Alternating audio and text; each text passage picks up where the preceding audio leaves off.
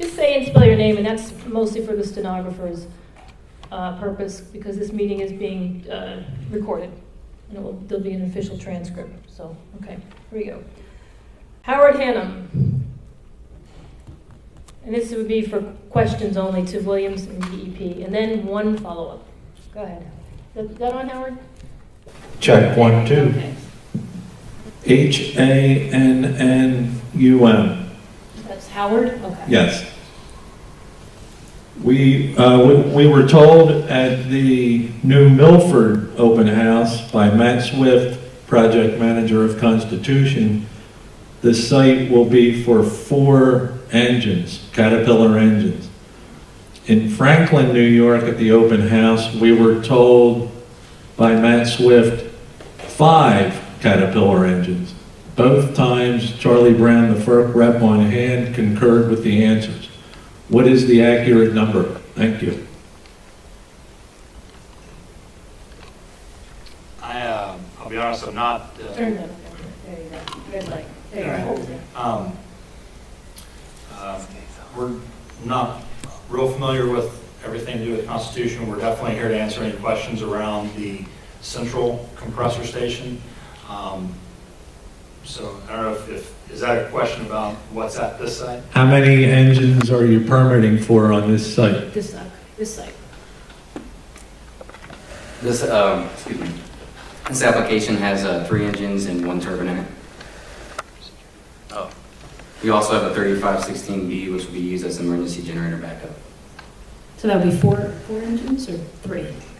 There'll be 3 engines to Okay. compress the gas and 1 as an emergency backup generator. Okay. And 1 turbine. Follow up. Okay. I can't pronounce this name. Mark Schmellering. You have a question and then a follow-up. No signs, Mark. So you want to put the sign down? It's a photograph, and it's part of... No photographs. It's No part- photographs. part of what I'm It's saying. no photographs, Mark, okay? You can submit it later. You can submit it It's later, very hard Mark. to submit something like this. You could submit it later, Mark. These are the ground rules. Everyone's following the ground rules. That includes you. If you're not going to follow the ground rules, I'm going to ask you to sit down and leave. You've got to put the photo down, Mark, okay? You can submit it later afterwards. I'm not going to let you move on. These folks won't see the I'm photograph. not going to let you move on until you put the These photo down. folks won't see the photograph And you of Mark, Pam Judy, you've been asked who to got put the photo poisoned down, and by a that's the compressor rules. station like Everyone's this. following the rules. I'm not going to let you continue. Put the photo down. You can submit it at the end for hearing, okay? I think everyone got to look at it. You can put the photo down now and ask your question, please. Thank you You very said much. no signs. You Okay, didn't Mark, mention you're vendors. out of line, so you can go on to there, okay? Go ahead, Mark, ask your question. I don't have a question. Well, then if you want to offer testimony, that's in the second part of the meeting. If you have a Okay. testimony, you can offer, okay. Okay, thank you. Thank you. Sign gets put away, Mark. That's the rules. Those are the rules. Okay, next person we have who's signed up previously is Matt Walker. If you have a question, Matt?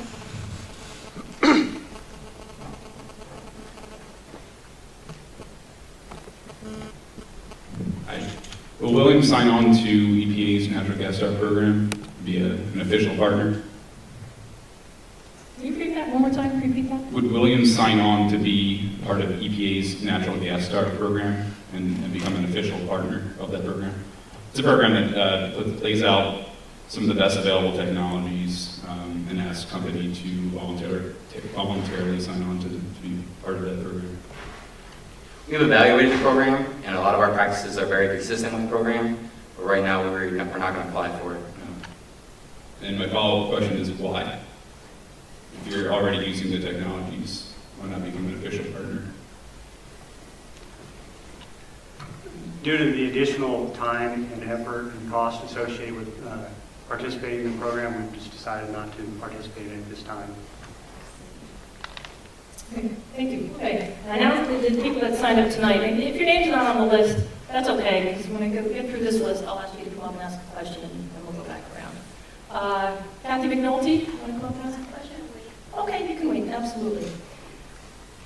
Albert from Sandy, New York. And Albert, your last name is spelled C-R-U-D? C-R-U-D-O. D-O? Okay. Yeah, my question is there any chance that this application is going to be denied? Mark? Certainly, we haven't issued it yet. We're looking into the comments right now. And those comments hold weight?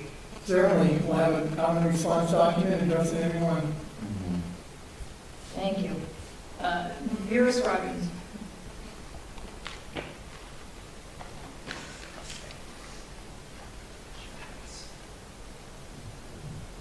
I'd like to know what pipelines are going into the central compressor station, the Williams Central Station. Is it just what you pointed out on the map, or is it also the Constitution pipeline? Will that be hooked into the compressor station?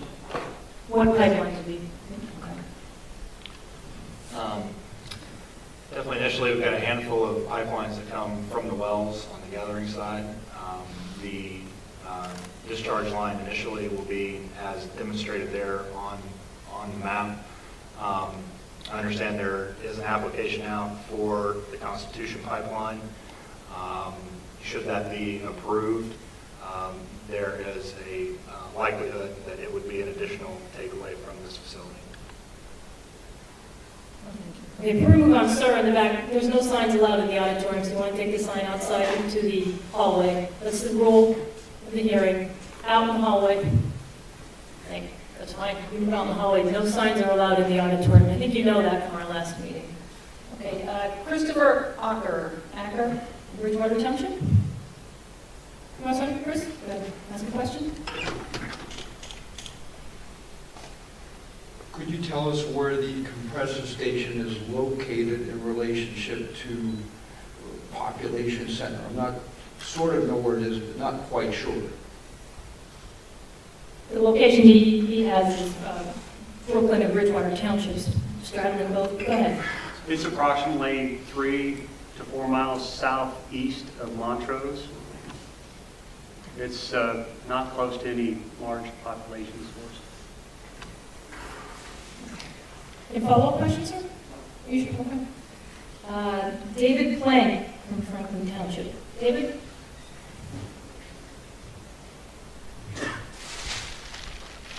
Pointed out that the gathering line will be connected via this compressor to the Springville line. Is that correct?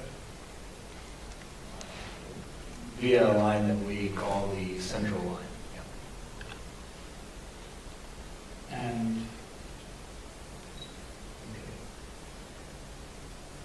the central line is only going to Springville. Is that the case? And the central line that runs south out of this location travels down to Springville Township, where it connects to the Springville line. At that point, the gas can either be delivered through Springville to Transco, or at that point, there's an interconnect with the Tennessee 300 line. But Okay, so one follow-up. yes. Okay, that was your one follow-up. Okay. Just a clarification. Okay, go ahead. We'll let you ask this last Is one. this bidirectional capability in this compressor station?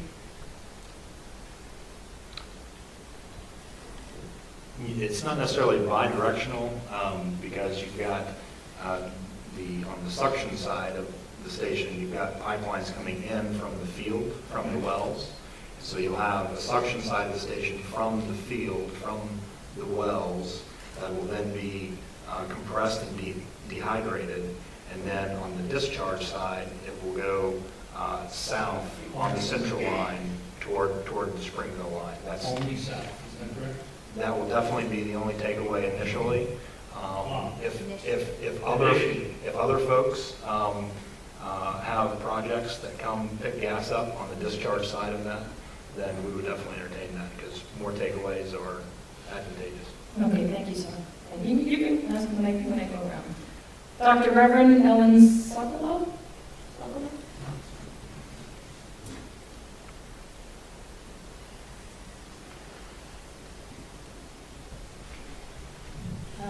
This is for the DEP reps. Sure. I'd like to know what the results are, or where I can find the results of your public health impacts, your environmental impact studies, your noise level studies, your methodology for air quality monitoring, your economic impact studies, and what are you doing to concretely protect your employees who are mandated by their job from issuing violations to the gas and oil industries? I know that's. Well, we're here to talk about the central compressor station. This Okay, is specifically related to that. I can give you some contact information after this meeting portion. Have those things been done? We did some short-term studies up in Susquehanna County, Bradford County, and Washington County down in the Pittsburgh area. We are doing a long-term health study down in the Washington area now that started in July, and it's going to go to next July. We are putting in some VOC monitors in Wyoming and Susquehanna County, starting in around January for 1 year or more each location to do some studying. So that's some of the stuff that's going on now. I can get you the results of the studies that have taken place here in Susquehanna, Bradford, and down in the Pittsburgh area.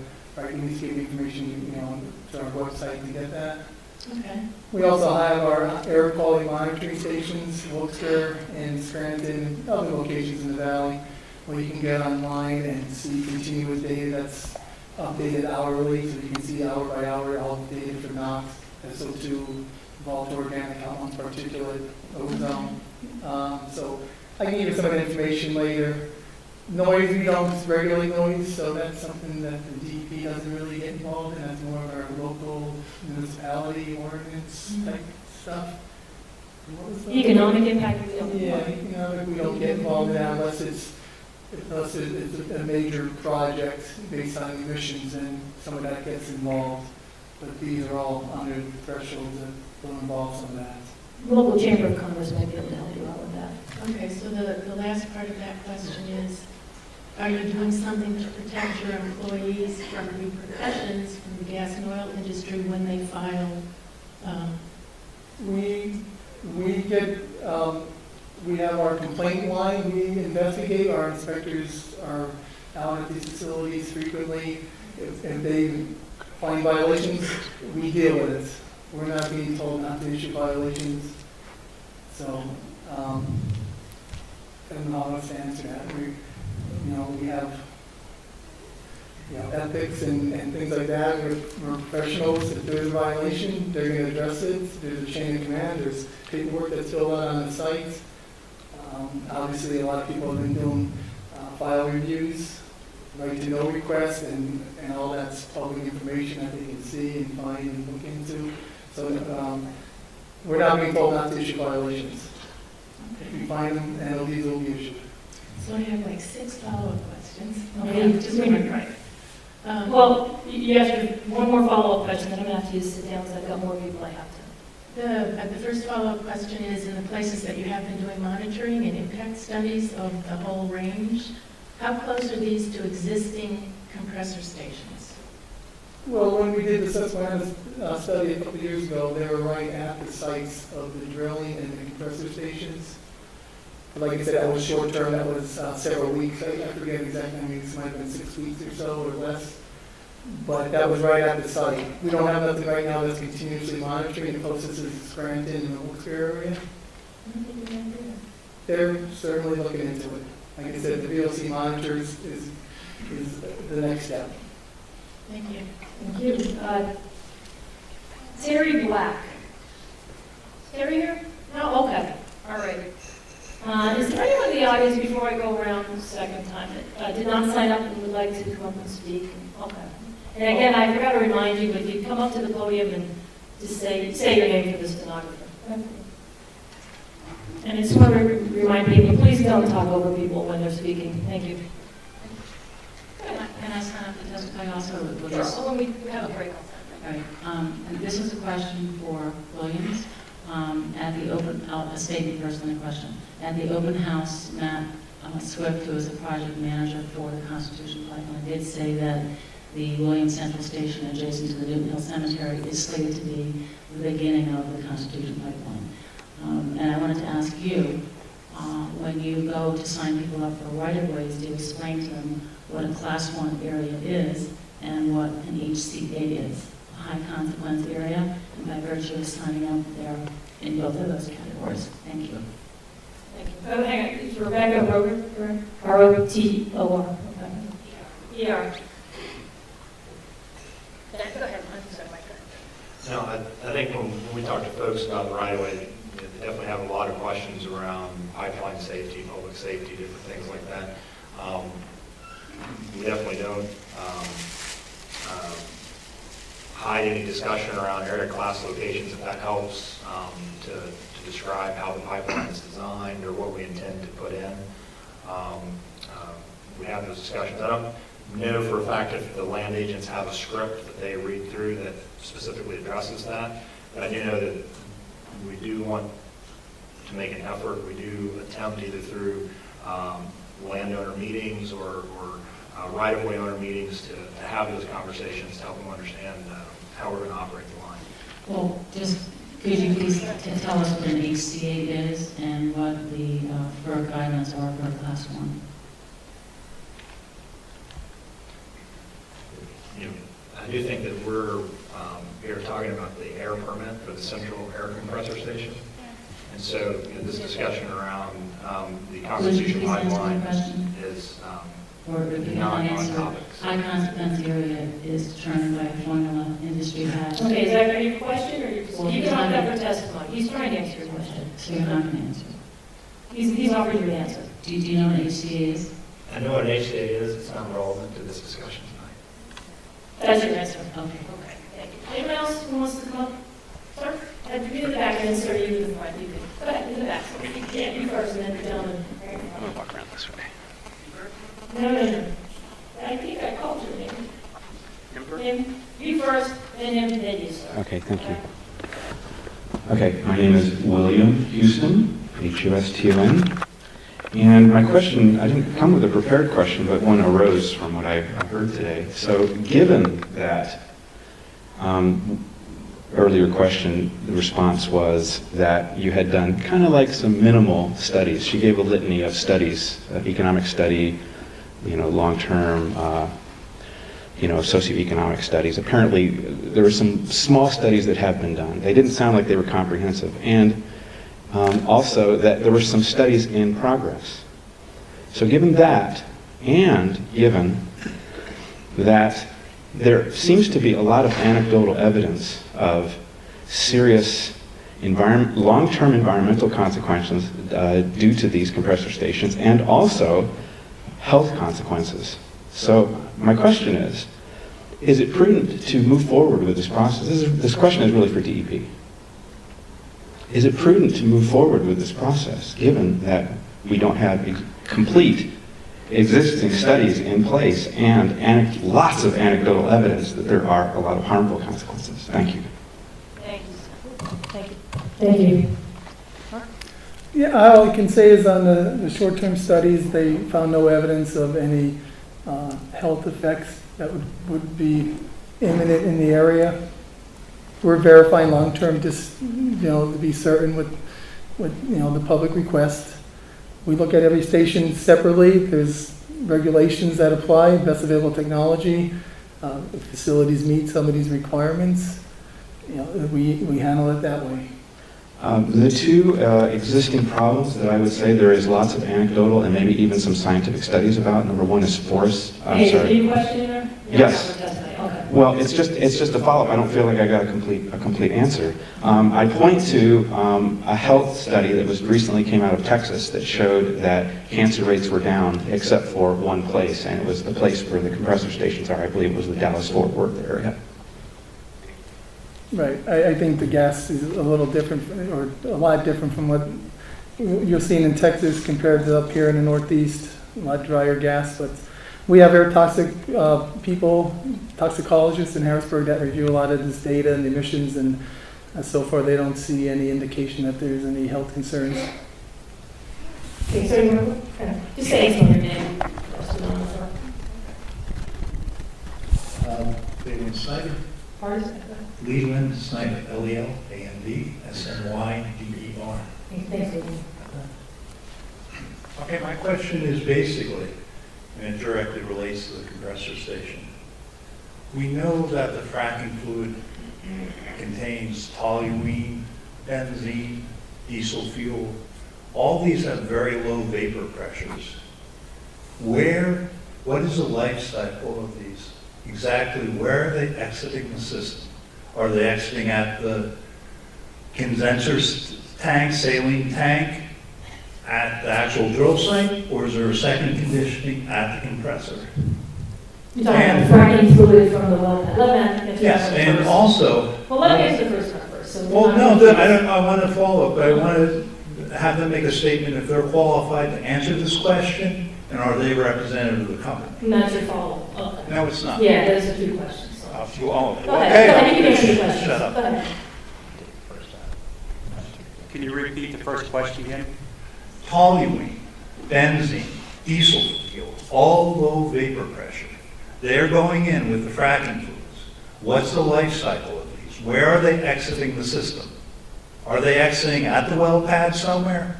Or are they exiting in a conditioning unit at the compressor? And are you qualified to answer this question? As far as the air permit goes, we take gas samples of the gas that comes into our compressor station on an annual basis and analyze that through an extended gas analysis to determine the components of VTEX and other constituents.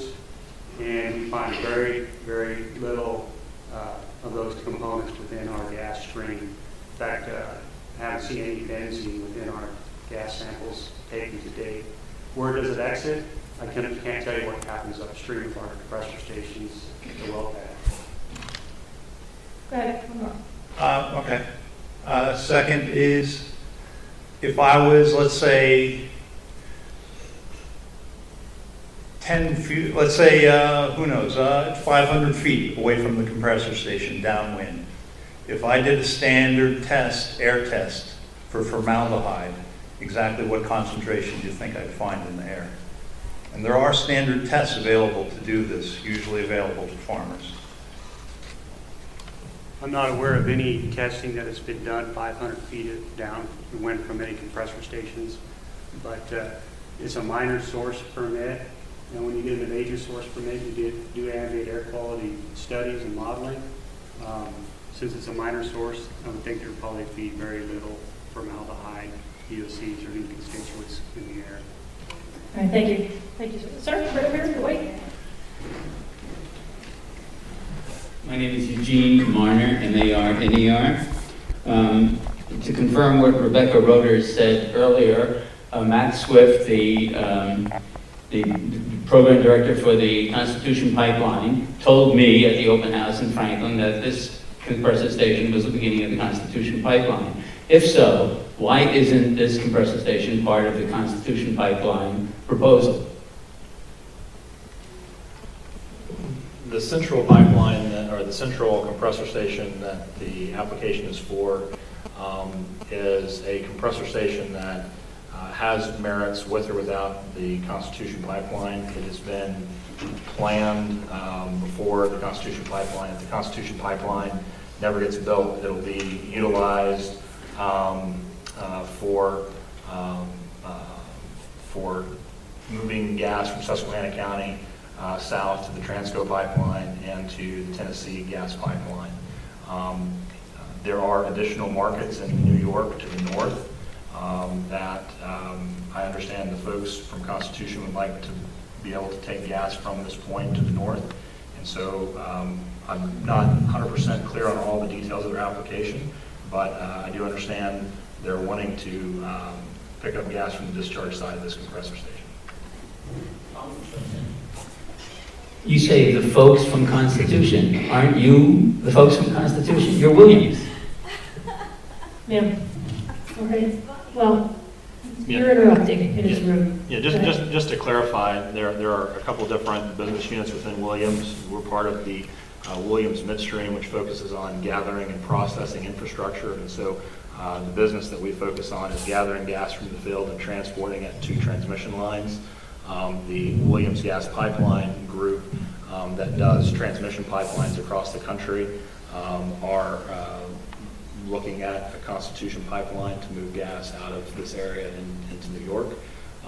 As it sounds like most folks in this room are aware that that's under an application, we don't have a lot of familiarity with what's going on with that project. I see, you don't speak to each other, that's interesting. Thank you. Okay, is there anyone else that did not get a chance to speak? Sir, did you speak? Okay, I think I called your name, though. Okay. Go ahead. Just say, explain your name for the, now, I just want to point out, hang on one second, okay. I just want to point out at 6:47, we're going to move this along so we can start the testimony part of the hearing, so go ahead. Why don't you just do a health impact? That's the problem. If you don't do a health impact, they shouldn't be giving out any permits. Is that a question? What's your question? Right? That's for you guys. You shouldn't be giving out permits then. What is your question, sir? Is your question, why don't we do a health If you impact? didn't do a health impact, then you We're should. going to answer that. Then why? We're going to answer the question, sir. Minor sources aren't required by law to do health impacts. We go by our monitoring stations, we go by best available technology, individual sources, not just compressor stations, hundreds of permits that we issue in this region, not just compressor stations, but there's a lot of other plant approvals that are issued for a vast majority of industry, and none of them do health impacts based on their emissions. If they're a major source, then you get into that. If they're a major emitter of hazardous air pollutants, or if there's federal standards that require it, then we get into that. These require federal standards, but the hazardous air pollutants are at a level that don't require anything to that degree. One more question. That's because you guys are immune. Question, sir. Do you have a question? Can you repeat that end of it? Go ahead, Mark. Did Mark repeat the last part of it? Yeah. I'm trying to think what he said now. It's not a federal guideline? Right, no, there's federal regulations that compressor stations, other industry have to meet. But not yours? Our state standards don't apply. We go by federal standards when it comes to air toxics, and there's certain thresholds that they have to go over to be major, and then once they're over major, then there's something we look into. Compressor stations have minimal amounts of air toxics. Okay, well, hang on, ma'am, if you have questions, you can come up. You're eating into his time. Do you have another question? So then you don't make any health impact. Okay, it's a question, sir. It's got to be a question. Okay. Ma'am, do you have a question? You want to Yeah, I was wondering. Well, come on up to the microphone, and then, ma'am, you'll be next, okay? Come up to the microphone, say your name. Just so we get people on record. Okay.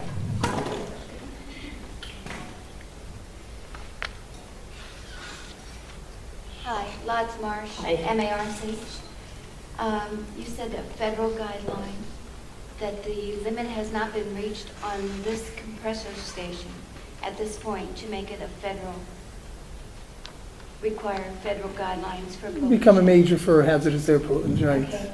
They're going to add to this compressor station up to 5. Will that change that status? Certainly, we look at the cumulative total emissions from the facility. Yeah, so we will, if they reapply and add a couple engines, then we'll look at the total emissions of all the engines. So for every additional station they add, there's another evaluation? Correct. Thank you. Ma'am, down here, you want to come up and ask a question? Just say and state your name for the stenographer. My name is Carol Marner, C-A-R-O-L-E, M-A-R-N-E-R. From what I've heard from many, many residents in this area, there does not seem to be a good system for immediate response to complaints about noise, smells, and traffic. Will there be in place before any work begins on this compressor station a duly constituted method of immediate response to complaints of this nature, no matter what time of day or night? Is there anything that the DEP is planning to do that? Right, yes, we have our emergency response program at the state. Our normal inspectors, come out to complaints. Immediately? It depends on the severity. Because if there's a smell. Let me answer the question. Okay, sorry. It depends on the severity, health concern, things like that. If someone calls complaining that there's dust, we try to get somebody out there, obviously, as soon as possible, but it's I've heard that this rarely happens. Okay, ma'am, question? Well, that is what I'm talking about. They're going to put something in place, people on duty 24 hours a day to respond to this kind of complaint with proper instrumentation to measure fumes and smells and noise. If we find a persistent problem, then there's something we look into where we do bring out inspectors 24 hours over a period of time. But if there's no issue or persistent problem, then no, we'll come out with our guidelines that we have in place now. Williams, you want to answer? Anybody from Williams want to answer? Can you add to that at all? Yeah, we definitely do a lot of work with the first responders in the area to make sure they understand the risks that are around the facility. We do develop emergency response plans to deal with how do we respond and behave and coordinate with first responders in the event of emergency. Beyond that, there is just an ongoing effort to maintain communication and open dialogue with the community. We have office numbers, we have contact personnel that folks can call, and we do endeavor, similar to the DEP, depending on the severity of the issue, we'll have an immediate response, or at least in a short term endeavor to make a response, provided we know about it. Well, I haven't heard it yet. I hope you do. Thank you. Anyone else want to? Ma'am, go ahead. Yeah, say and spell your name. Yeah, I have two questions. Iris Marie. Okay. Iris Marie Bloom, Bloom. And I had two questions. One is about greenhouse gas emissions, and the question is to DEP. Why hasn't DEP done its own analysis of greenhouse gas emissions? Williams has done an analysis, and DEP has put that forward as an adequate statement. So is DEP going to do its own analysis, and if not, why not? Well, we do verify the emissions that they submit in the application. Greenhouse gas emissions have to be addressed now. So they do send us information, we verify it, and they do have to do emission inventory statements yearly, show us where all the emissions are coming from, and greenhouse gas would be one of those. You verify it with your own study, or Not from, do your own modeling, just from the calculations, things like that. so you don't do your own calculations, or do you? Is it kind of a yes or no? Do you do your own calculations? It depends on where they're coming from. Our engineers are skilled to see if something looks out of line or out of place with the emission data. Okay, so you examine It's more of a their verification. calculations. Okay, so you examine theirs. Okay. Also about greenhouse gas emissions. DEP. One last question, ma'am. We got to move this along. This is about greenhouse gas emissions. DEP is using the low figure, which is not used anymore, of 21 that for methane. Methane is 21 times as potent as carbon dioxide. We're in serious climate change right now, and methane is 105 times more potent than carbon dioxide as a greenhouse gas on the 20-year time frame, and that's the number that's being used by the IPCC. Even EPA uses 72 times. So why aren't you using a higher number that's more realistic, given the seriousness of the situation? The latest meetings we had with EPA, 21 times for methane was the number that we were using. That's not an And answer. I'm saying EPA published 21 times. That's Okay, that's with a 100-year He's giving you an time. answer. You've had your second Well, question. we were told and trained to use the 21 times for conversion to CO2 equivalents. So if EPA changes the regulations or the... EPA is using the low figure of 72 times. Well, that's for a something we'll 20-year look time into. frame, which is the most critical. Okay, ma'am, time you've had frame. your chance to. Thank you. Sir? Go ahead. Brett Jennings with 1T. I'm a counselor for Great Bend Borough. That's Old English spelling. This is for Williams. With incidences at compressing stations in the region, mainly the one that blew up down south of here that supposedly had, it was reported in the paper, you had a failure of the lockout tagout system. And then the one up on Dunbar Road off the laser pipeline that I haven't heard too much more of in the news. How are we going to prevent this one from blowing up too? Because those are both new stations. And we don't have a foam truck like Vestal does that had to respond all the way out to Dunbar Road or down here in Springville from the county south of us.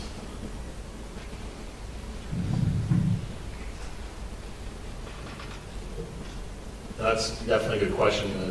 The question that you point out in Dunbar, we had a lightning strike up there that started a little fire in that facility. I think your mic's on. Is that better? Yep. Okay. We had a lightning strike at Dunbar that set one of the vents on fire, and We hadn't let it burn out there. Didn't have any damage, but definitely a little bit of a show. But and there was a response, and we did coordinate with the first responders there to move that away. We definitely learned a lot working with Susquehanna County through the Lathrop incident. And just recently, about a week ago, we're privileged to help. I can't remember exactly which fire department it was, but we're able to help purchase of the foam truck here locally in Susquehanna County. That the intent would be it would be available should it be called upon. Probably the primary thing that we would intend to do from an emergency management and coordination standpoint would be to work with the first responders to make sure that we were all on the same page on what to do if there was an incident. It's never something that we want to have happen, but we definitely want to make sure that that's not the first time that we see each other is when we're out there, so we do that coordination. Beyond that, we continue to push hard to train our folks in following proper administrative controls. We continue to work hard to make sure that we're engineering potential problems out of the system and make sure that our monitoring and our discipline is there so that we keep incidents from occurring. That's really the primary goal. That would be the main thing. I think I've tried to hit a couple of the points there. One more question. Would you require for even subcontractors that you'd have working on the site and the Williams personnel to have the supervisor have the OSHA 30 safety and the workers at minimum the 10-hour OSHA course? Yeah, absolutely. We require all of our contractors. We utilize a third-party site called the ISNet World, and all of those contractors have to submit all of their safety programs, safety procedures, all of the things that they have to, that they are intended, that they must comply with in order to be a competent or a capable contractor. And then, based on their compliance with that list of requirements, we get a green light to use them. And so yes, we do require all that. Thank you, sir. Does anyone else want to ask a question that hasn't spoken yet? We're running out of time, so I'm going to try and fit in as many. And then back there. My name is Tom Mullen, and ULLEN. I had a question for the DEP. I was wondering, the chemical composition of the emissions, could you explain how it's different at all from the airplanes overhead or maybe the vehicles people drove here tonight? Is it the same stuff or something totally different? No, it's the same NOx emissions, products of incomplete combustion, so similar, yes.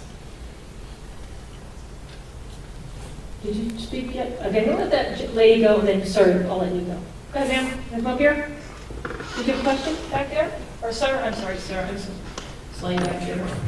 Did it twice. Frank, right? I just say spell your name. Frank Finan, F-I-N-A-N. That's a very simple question about being a good neighbor. If I spoke in normal voice conversation during this procedure here, I would not be a good neighbor. I'd be disturbing things. Yet you claim that your noise, assuming noise is not heard anybody, is just going to be the same decibels as a normal conversation.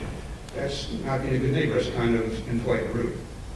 Same with the odors you can have. Pretending that... Okay, sir. A question? Yes. This is a question part. This is a question, and you can have a testimony later. Do you still think of yourself as a good neighbor if you are not being polite? The context of how this applies to the natural gas compressor station? It's noisy, and they claim they're going to be good neighbors. Good neighbors do not disturb their neighbors. As if I was disturbing... I couldn't disturb you people by talking out here in normal conversation. They claim they're noisy, but they were a normal conversation. You have an answer? Our aim is to be a good neighbor and work with area residents when we have a compressor station. Normal conversation is approximately 65 to 75 dBA. Compressor station requirement on the ordinance is 50 dBA, and we will meet the local ordinance requirements. One more question, Frank. Just to follow up on that. So if we spoke with this, what you're talking about, would you consider us polite, or would we throw us out if we spoke like that right now? If you can try it. You wouldn't, yeah, I would. You would. Okay, you're saying with the odors, assuming the odors are not. Well, I had one question there. Okay. Odors, go ahead, odors. Let me get the question somehow. If I fart here, I should leave. Thank you. Thank you. Thank you very much. Sir? Brian Muirhead. Can you spell your last name, sir? Muirhead. Thank you. Just trying to get an understanding of the emissions coming from the station. How would those emissions compare to, let's say, 30, 40 tractor trailers going down the highway? I don't have the comparison. But there, obviously there's emissions from tractor trailers, cars, lawnmowers, anything that burns gas or hydrocarbon. I was just wondering if it would be a lot more than the tractor trailers, or maybe less, or is it something comparable? Well, the particulate emissions would be higher because they use diesel fuel in trucks, and diesel is a dirtier burning fuel, where natural gas is the cleanest burning fossil fuel that we have. In comparison, though, I'd have to look at the like Mark said, I'd have to look at the comparisons as far as horsepower and the fuel burning, et cetera. Okay, thank you, sir. Anyone else who didn't get a chance to ask a question on this? Ma'am? Okay, I have to wrap this up soon because we're cutting into our testimony time. Ma'am? Yeah. Might have time for one or two more, so I apologize if I can't get around to you in a second. Go ahead, would you say spell your name? Hook up to the microphone. I guess the question would be for... Say and spell your name, please. Oh, Susan McNamara, McNamara. Please. And my question is, what's the difference between an FRP station and a compressor station? An FRP station is really FRP is an acronym that was selected probably for convenience. It means a field receipt point, and this was a term that one of the groups that we recently merged with, started working with, you might be familiar with Laser, had coined this term of field receipt point. And they can be very similar. If there's compression at a field receipt point, then it would be a compressor station field receipt point. Laser was using that term FRP, or field receipt point, to identify a place where gas would come in from the field and be received into the system for transportation. So conceptually, it's the same thing as a compressor station. They would all be different depending on what was there. Ma'am, I'm sorry. Is this done at once? Sure. Bring it down. I'll allow one more person after this gentleman because we do have to move. We cannot have a testimony. Hold the public hearing begin at 7:30. I'm sorry, we're going to give a 15-minute break for people. I have almost 7:15.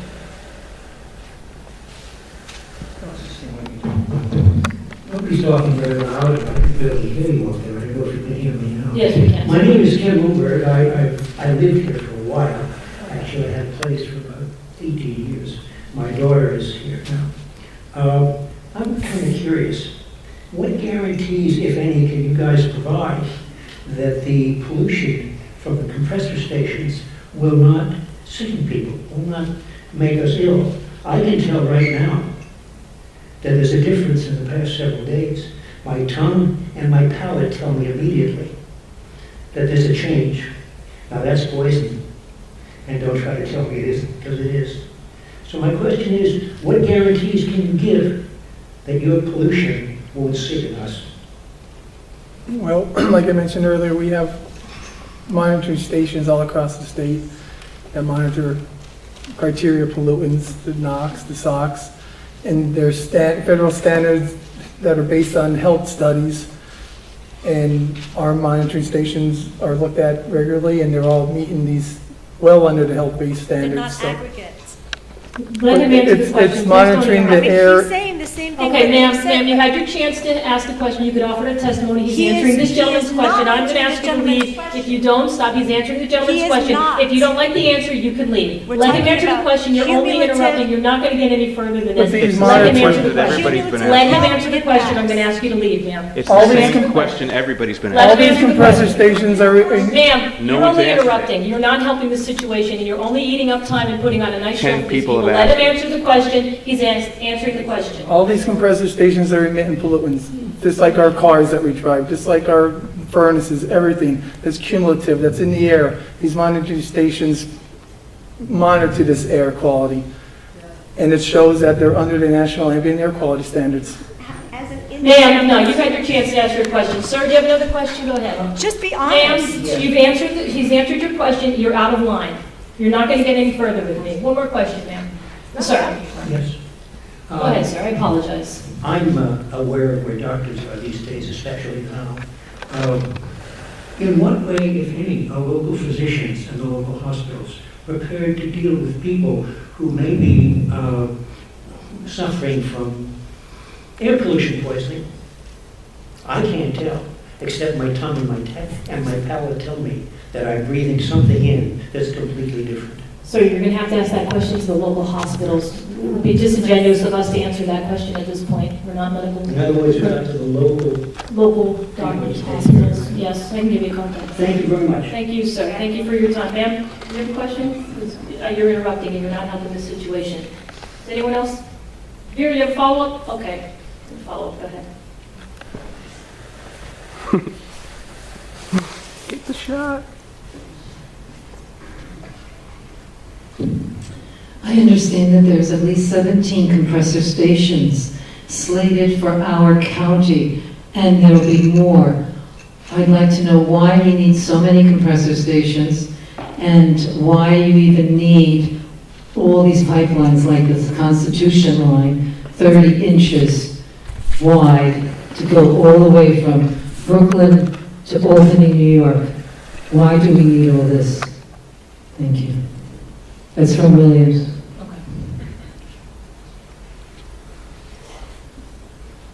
I don't know that we necessarily came tonight prepared to speak of all the market dynamics that drive decisions for major infrastructure projects, but we definitely attempt to service our customers. They have a desire to move gas from Susquehanna County and to different markets. And so to the extent there's a demand there, and there's a market in New York that wants to consume that, we're going to do our best to provide infrastructure to meet that need. Sir, do you have a question? Want to go to the Matt? Want to go? You have a follow-up question? Go ahead. Yeah, from the air permit, I could tell there's about 42 tons per year of VOCs. Can you tell me what types and quantities of VOCs make up that number? Or an estimation of it anyway? Majority of the VOCs are formaldehyde and propane that you burn in your grill, butane that you see in lighters. There aren't really any heavy hydrocarbons out there. It's mainly propane, butane, and formaldehyde.